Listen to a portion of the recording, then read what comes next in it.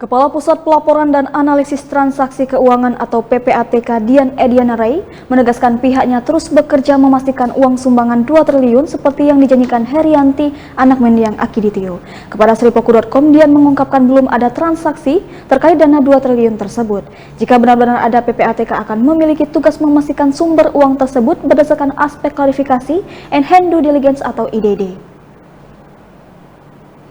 Berdasarkan Undang-Undang Nomor 8 Tahun 2010 dan Undang-Undang Nomor 9 Tahun 2013, memang PPATK secara eksplisit dinyatakan sebagai lembaga intelijen keuangan. Jadi tugas utamanya adalah melakukan analisis dari setiap transaksi keuangan yang dianggap mencurigakan. Lalu bagaimana hasil penelusuran PPATK, apakah Akiditio termasuk deretan konglomerat di Indonesia? Menurut Dian, Akiditio pernah masuk jajaran 10 besar majalah Forbes. Namun apakah pernah tercatat pembayar pajak terbesar? Menurutnya hingga kini masih mencari kesimpulan. Ditambahkan Dian, sampai hari ini ada ketidaksesuaian profil antara penyumbang dengan kondisi keuangannya. Hal ini memang perlu dituntaskan sehingga mendapatkan jawaban yang clear. Transaksi keuangan dalam jumlah besar seperti ini, setelah kita hubungkan dengan profil si pemberi atau kita sebut sebagai profiling, ya, ini ada inkonsistensi. Ya, ini yang tentu saja ini ada masuk kriteria mencurigakan, sebenarnya bisa dikatakan begitu. Yang ketiga adalah penerima, Pak. Penerima ini sebetulnya seandainya mungkin penerimanya adalah Departemen Sosial misalnya, apakah lembaga-lembaga yang secara tupoksi dapat menerima sumbangan seperti ini, misalnya yang terkait dengan katakanlah Satgas COVID misalnya atau BNPB dan lain sebagainya, mungkin tidak akan menimbulkan persoalan yang terlalu berarti buat kita. Tetapi begitu yang nerima itu adalah masuk kategori PEPS dalam pengertian PPATK sebagai lembaga intelijen. PEPS itu adalah politically exposed person, Pak. Itu adalah kriteria pejabat negara dari pusat sampai daerah dari berbagai level, Pak, ya. Yang memang merupakan suatu person yang kita anggap sensitif, Pak. Yang harus kita klarifikasi seandainya terkait dengan transaksi-transaksi seperti ini. Nah, bukan apa-apa, ini memang untuk memastikan karena yang ya seperti yang sudah kita diskusikan tentu saja di berbagai kesempatan, menjanjikan sesuatu kepada masyarakat dalam jumlah yang sangat besar seperti ini dan dilakukan melalui pejabat negara, tentu ini bukan sesuatu hal yang bisa dianggap main-main, ya Pak. Ini adalah sesuatu hal yang serius, ya, sesuatu yang harus dipastikan oleh PPATK bahwa apa yang sedang terjadi ini betul-betul merupakan sesuatu yang bisa dikatakan tidak mencurigakan, ya Pak. Jadi kita itu meneliti nanti beberapa hal. Seandainya misalnya ini jadi, Pak, misalnya terrealisir yang 2 triliun itu, tugas berat PPATK adalah memastikan dari mana uang 2 triliun itu. Jadi kalau misalnya jelas profilnya, artinya memang bisnisnya besar dan lain sebagainya, mungkin juga sudah bisa clear. Tetapi kalau begitu nanti tidak bisa diklarifikasi bahwa uang ini berasal dari sumber-sumber yang halal, tentu ini adalah persoalan PPATK yang sangat serius, Pak. Dan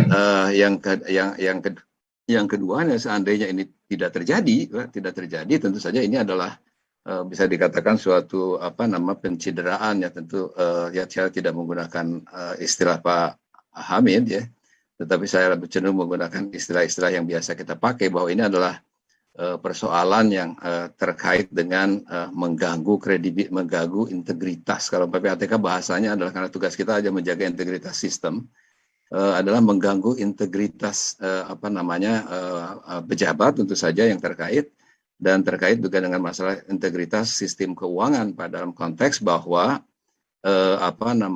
bahwa sistem keuangan yang di Indonesia ini tidak boleh dipakai untuk, bisa dikatakan tidak boleh dipakai untuk main-main, apalagi untuk melakukan suatu kejahatan. Ini harus kita pastikan seperti itu. Itulah sebabnya kita melakukan penelitian dari awal sampai sekarang terus, Pak, dan ini sampai nanti kita menghasilkan apa yang kita sebut sebagai hasil analisis atau hasil pemeriksaan PPATK, yang ujungnya tentu akan kita serahkan kepada pihak yang berwajib, dalam hal ini kepada Kapolri, ya. Kalau dari saya suratnya tentu kepada Kapolri. Dan ini untuk memastikan bahwa proses ini terjadi. Nah, memang Pak harus diakui bahwa berdasarkan penguatan kita sementara secara domestik, ini saya belum bicara masalah secara internasional, Pak, bahwa sampai hari ini, mungkin sampai siang ini, data menunjukkan bahwa memang transaksi itu belum ada, Pak, ya. Itu yang sudah bisa dikatakan sesuatu hal yang kita bisa monitor secara langsung oleh PPATK, karena PPATK memang memiliki akses langsung kepada sistem keuangan kita, Pak, untuk memastikan bahwa sebagai contoh nih Pak, kalau ada transfer uang sebesar ini, itu sudah kewajiban lembaga keuangan dalam hal ini Bank untuk sesegera mungkin melaporkan kepada PPATK sebagai suatu transaksi keuangan yang mencurigakan. Bukan ini ya, jangan salah paham dulu Pak, ini belum tentu menjadi suatu kejahatan, tetapi ini adalah sesuatu transaksi keuangan yang mencurigakan yang harus dianalisis dan diperiksa. Markas Besar Kepolisian RI membenarkan dana hibah 2 triliun dari keluarga almarhum Aki Ditio tidak ada. Hal tersebut berdasarkan pemeriksaan sementara berbagai pihak terkait. Kepala Divisi Humas Polri, Irjen Argo Yuwono menyampaikan pihak keluarga almarhum Aki Ditio memberikan biliet giro pada 29 Juli 2021 lalu. Biliet giro itu kemudian coba dicairkan oleh pihak penyidik pada 2 Agustus 2021. Ternyata pihak bank menyatakan saldo yang ada tidak mencukupi karena nilai saldonya tak sampai 2 triliun. Namun tidak dijelaskan rincian saldo yang dimiliki oleh keluarga almarhum Aki Ditio.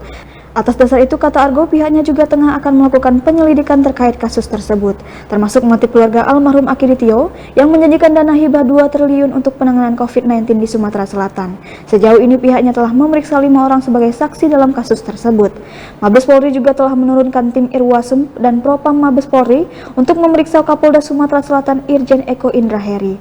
Sebagai informasi, kasus ini bermula saat Polda Sumsel mendapat bantuan dana penanggulangan COVID-19 sebesar 2 triliun pada Senin 26 Juli 2021 lalu.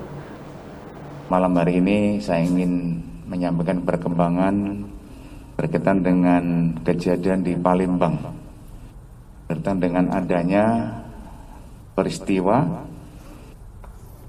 bantuan untuk penanganan COVID oleh masyarakat Palembang, yaitu dari keluarga almarhum Aki Ditio melalui anaknya atas nama Herianti sebesar 2 triliun.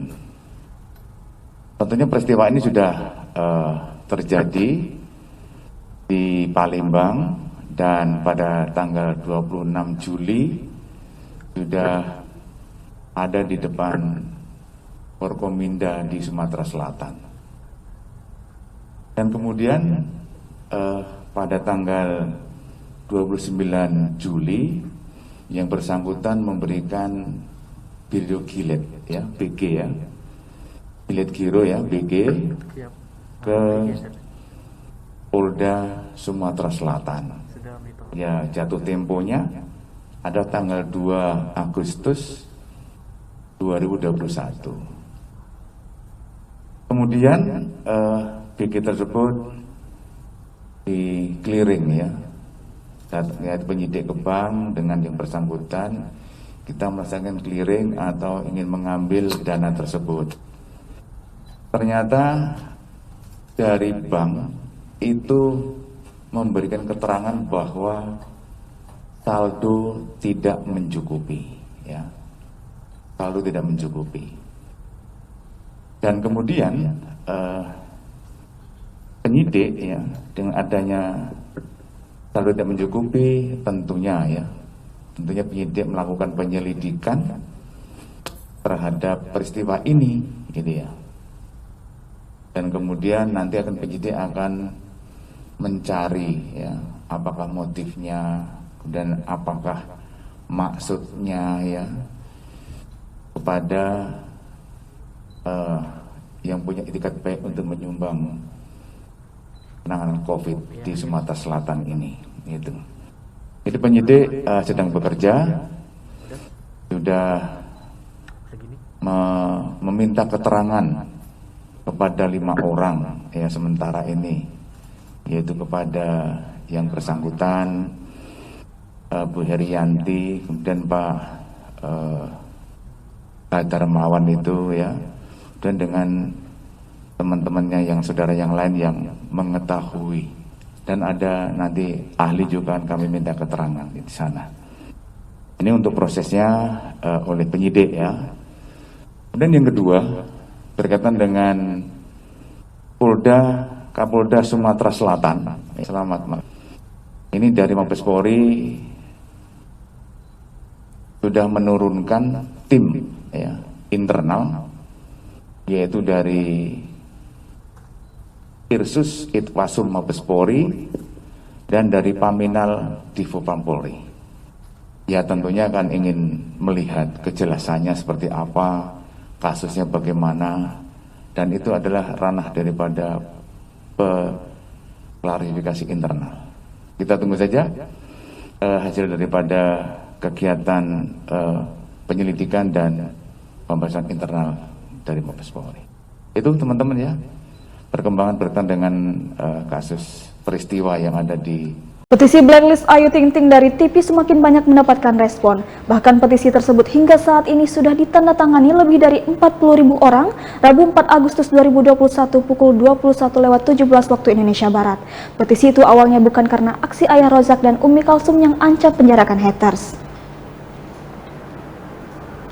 melainkan karena aksi Ayu Ting Ting sendiri yang kepergok menendang seorang talent di sebuah acara TV. Sementara itu penggemar Ayu Ting Ting juga beri dukungan untuk sang idola. Kini muncul petisi mendukung Ayu Ting Ting dengan nama Save Ayu Ting Ting.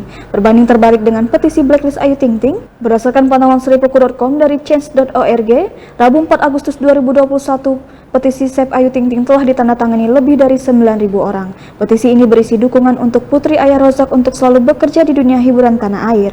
Bagi penggemar Ayu Ting Ting merupakan seorang penyanyi berbakat dan memiliki prestasi dan tidak memiliki riwayat cacat hukum. Jadi tidak seharusnya diminta untuk mundur dari dunia hiburan Indonesia.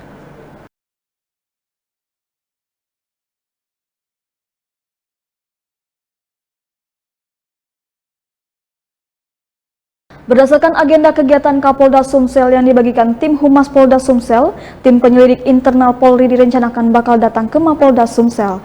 Tim yang dipimpin oleh Wasriksus Irjen Pol Agung Wicaksono direncanakan akan tiba di Bandara SMB 2 Palembang pukul 14.30 waktu Indonesia Barat.